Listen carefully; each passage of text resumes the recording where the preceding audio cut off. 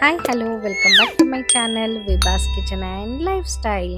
So ఈరోజు మన కిచెన్లో టేస్టీగా హెల్తీగా ఉండేలా పన్నీర్ పకోడాని ఎలా తయారు చేయాలో చూపించబోతున్నాను. ఈవినింగ్ టైం స్నాక్స్కి ఇలా హెల్తీగా చేసుకున్నట్టయితే టేస్టీగా ఉంటుంది మరియు హెల్తీగా కూడా ఉంటుంది. సో ఈ రెసిపీ పన్నీర్ పకోడాని ఎలా తయారు చేయాలో చూసేద్దాం. ముందుగా నేనైతే ఒక మిక్సీ జార్లో ఒక 4 పచ్చిమిరపకాయలని ఇలా తుంచి వేసుకుంటున్నాను. ఇందులోనే కొన్ని మిరియాలు,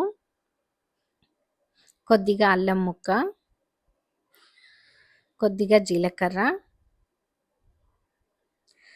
కొద్దిగా సాల్ట్, అలాగే కొద్దిగా కొత్తిమీర ఇవన్నీ వేసుకొని మనం గ్రైండ్ చేసుకోవాలి. మరి ఫైన్ పేస్ట్ లాగా కాకుండా ఇలా కొంచెం కచ్చపచ్చాగా దంచి పెట్టుకోవాలి.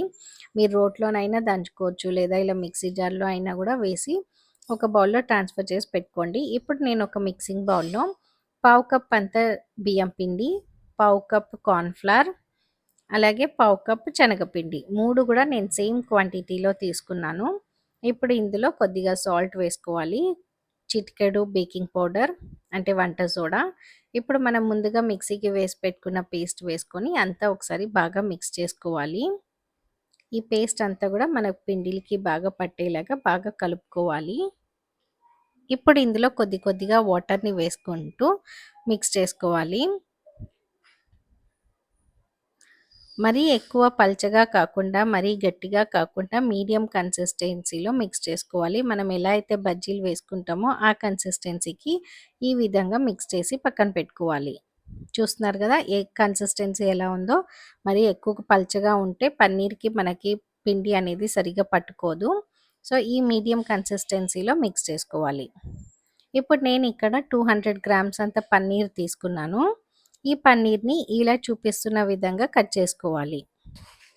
నేను చూపించే విధమే కాకుండా మీకు ఏ షేప్లో కావాలి అనుకుంటే ఆ షేప్లో కట్ చేసుకోవచ్చు. నేనైతే ఇలా మరీ లావుగా కాకుండా, మరీ సన్నగా కాకుండా మీడియంగా కట్ చేసుకుంటున్నాను. ఈ పన్నీర్ 200 గ్రామ్స్ పన్నీర్కి మనం 3 to 4 పీపుల్కి సర్వ్ చేసుకోవచ్చు. సో నేనైతే ఇలా ఫింగర్ చిప్స్లా కట్ చేసి పక్కన పెట్టుకుంటున్నాను. ఈ విధంగా మరి ఎక్కువ లావుగా లేవు, మరి సన్నగా లేవు. సో ఇలా మీడియం సైజులో కట్ చేసుకున్నాను. ఇప్పుడు ఇవన్నీ కూడా మనం ముందుగా ప్రిపేర్ చేసుకున్న మిశ్రమంలోకి వేసుకోవాలి.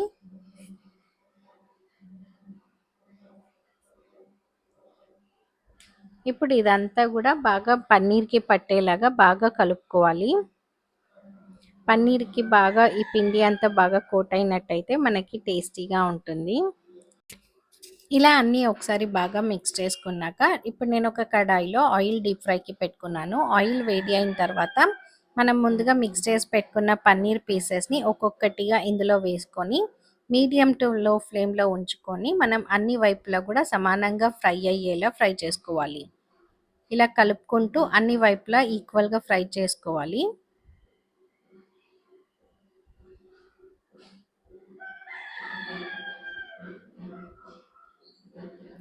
సో చూస్తున్నారు కదా, ఇలా అన్ని సైడ్స్కి కూడా మనం గోల్డెన్ బ్రౌన్ కలర్ వచ్చేంత వరకు ఫ్రై చేసుకున్నాక వేడి వేడిగా పన్నీర్ పకోడాని సర్వ్ చేసుకోండి. పిల్లలు పెద్దలు అందరూ ఇష్టంగా తింటారు. అసలు ఈ రెసిపీ నచ్చలేదు అని చెప్పే వాళ్ళే ఉండరు, అంత టేస్టీగా ఉంటుంది. సో ఇలాంటి మరిన్ని రెసిపీస్ కోసం like, share and subscribe. Thank you.